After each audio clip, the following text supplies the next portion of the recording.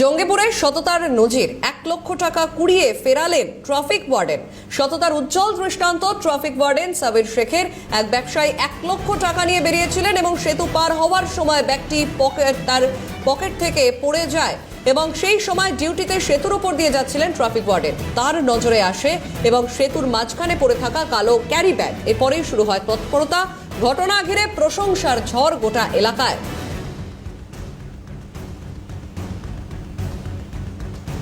লাইনে রয়েছেন প্রতিনিধি মনিরুল।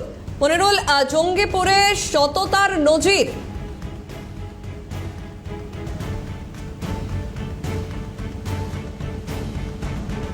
মনিরুল, শোনা যাচ্ছে?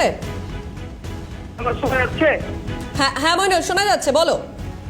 যেটা জানা যাচ্ছে যে সততার উজ্জ্বল দৃষ্টান্ত স্থাপন করলেন জঙ্গিপুরের এক ট্রাফিক ওয়ার্ডেন সাবির শেখ নামে ওই ট্রাফিকে কাজ করা যুবক।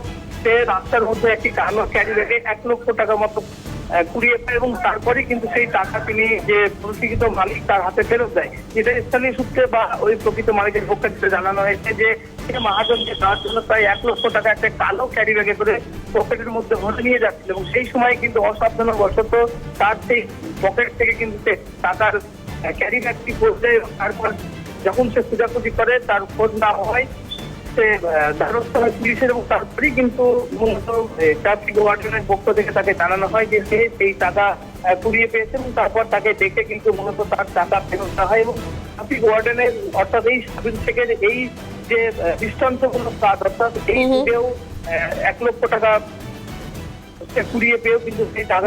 বেশ, মইনুল, ধন্যবাদ তোমাকে। ফোন লাইনে ছিলেন প্রতিনিধি মইনুল ইসলাম।